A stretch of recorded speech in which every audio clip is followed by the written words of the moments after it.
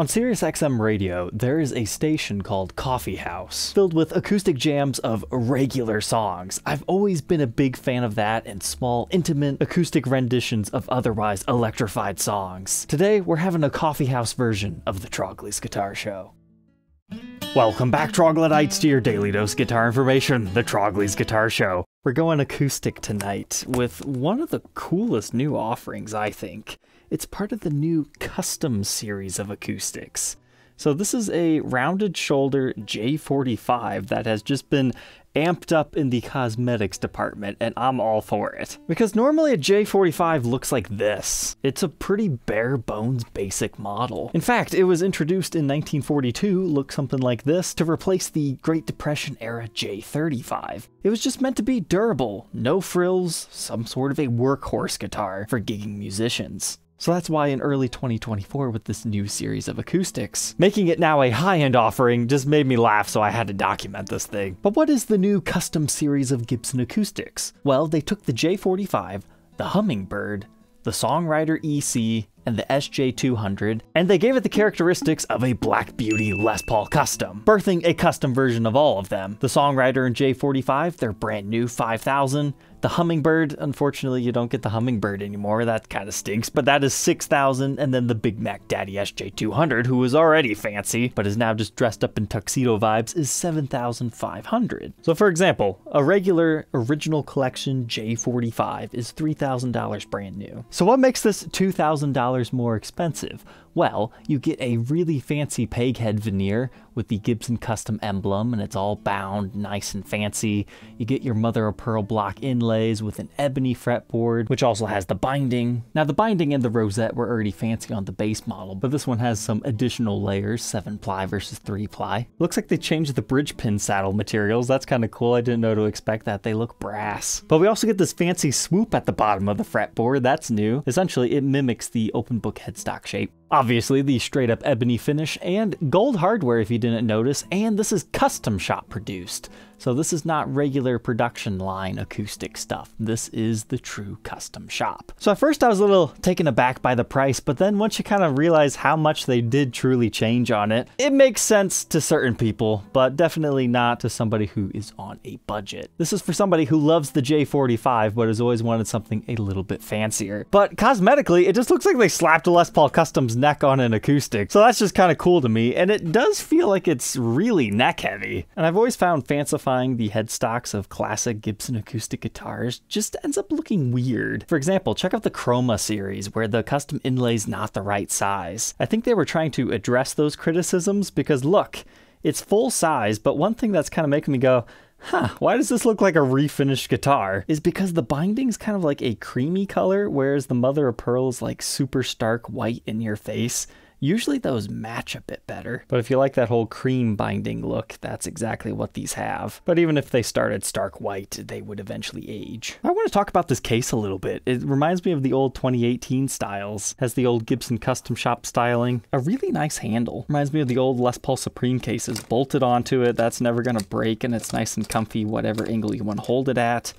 You got tons of latches on this thing. 2, 4, and then 2 more on the backside here for 6 total. And get this, you get a little loop right here. And over there, I would assume that's if you want like a backpack strap. And the interior is that nice crushed burgundy velvet. But there's our price tag from the Gibson Garage, the original box tag. If you had one shipped to you, you would have something like that. And then what kind of case candy do these new custom shops come with? We've got a Gibson USA style pre-pack checklist. The COA is just a half booklet this time, more like a photo frame type thing. I've got an interesting serial number on this one, whole bunch of 2s at the beginning. A nice Gibson polishing cloth with a pick holder keyring, an optional strap button if you wish to install it, and a truss rod tool. And then what looks like a sampler pack of the Humidipack.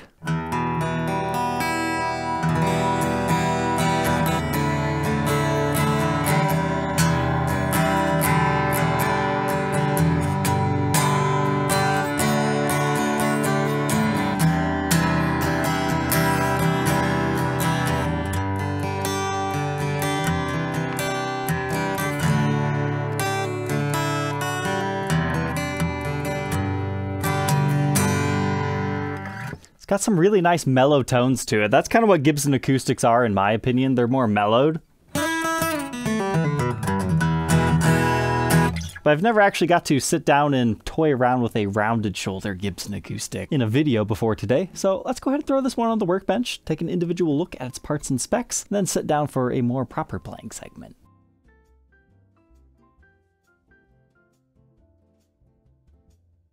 Over on the workbench now, let's talk about the detailed specs. If you catch it in the light, you can see all these lines running up and down. That's just the Sitka spruce wood grain showing through the top, and then you've got the mahogany back and sides on this one with the mahogany neck. But we can take a close look at our 7-ply binding along the edges. But kind of like what we were talking about earlier, the binding is that creamy color, whereas the rosette is more of a perfect white. And that has a thick white layer with a skinny black and white surrounding. And there is a little tiny pickguard on this in case you missed it. Reminds me of a Les Paul custom pickguard in this area because it's building upon the rosette, but no, it's only 2-ply. But it's surprisingly thick. It's not just a stick-on sheet, even if that's what it looks like.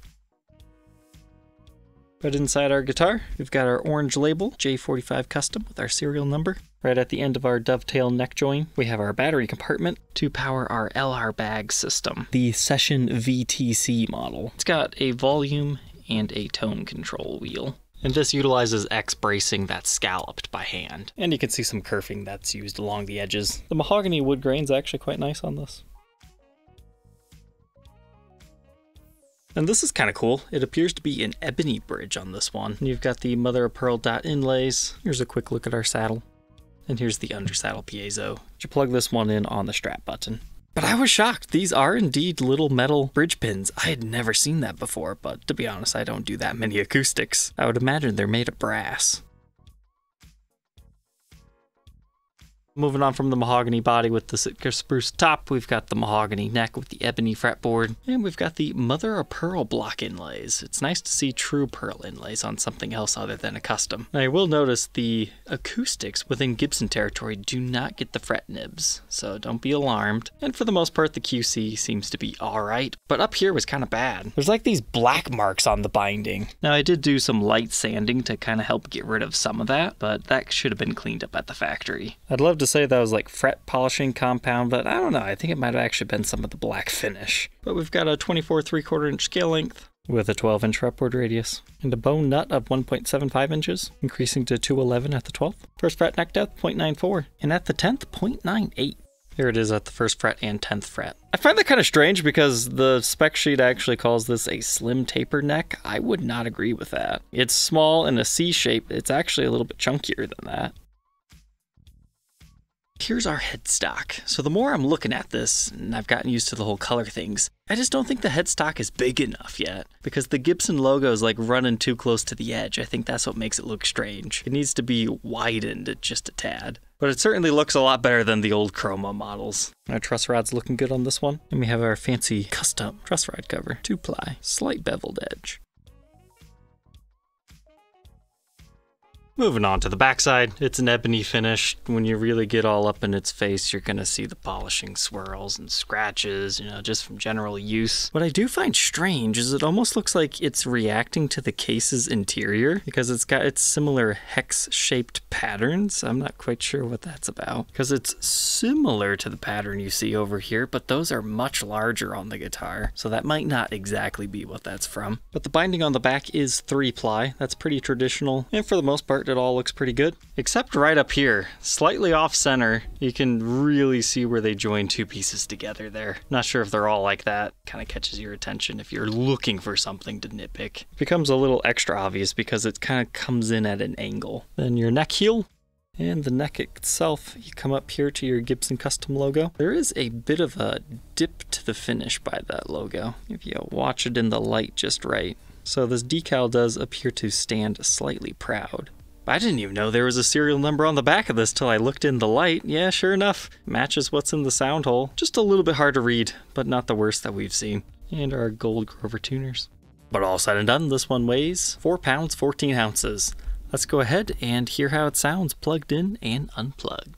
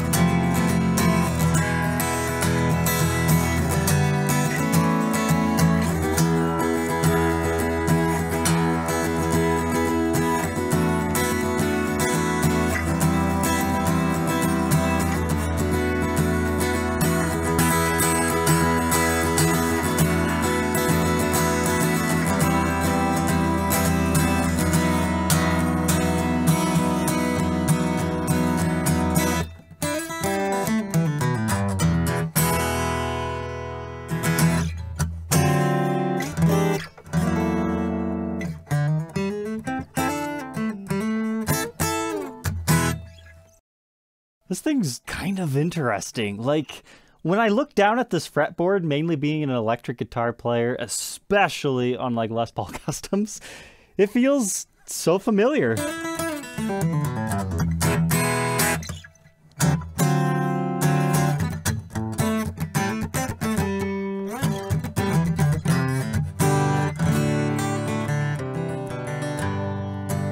I like it. It is very mellow though, but let's go ahead and plug it into my computer to try out the electronic system.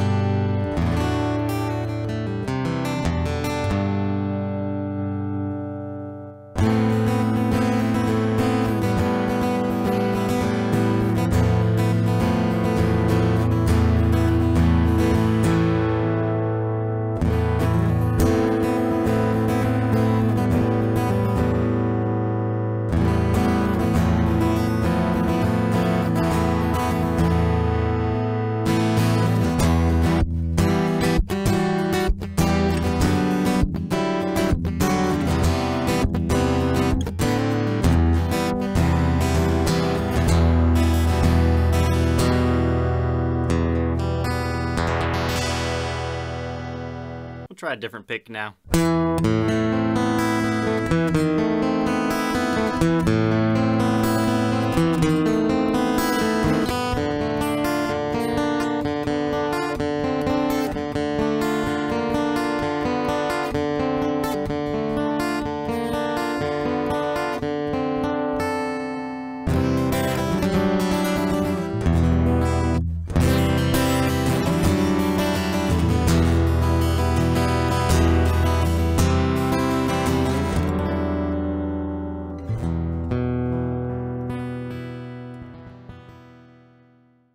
There we go, the new J45 Custom. What are my final thoughts? I mean, if you're looking for a mellowed out acoustic, this is perfect. If you like to play Les Paul Customs, but wanna try having an acoustic in your collection or something that looks similar, you're probably going to like this, and you're used to paying a premium for some pretty specs. Is it worth $2,000 more as a guitar?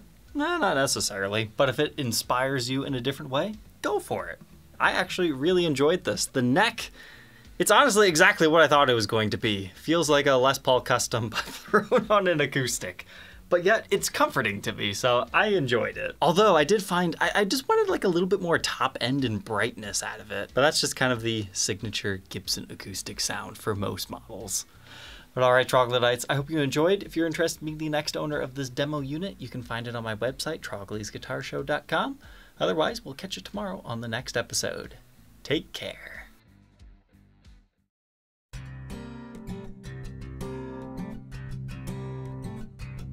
If you enjoyed tonight's episode, consider subscribing. I post videos like this every day. And you might even enjoy this next one.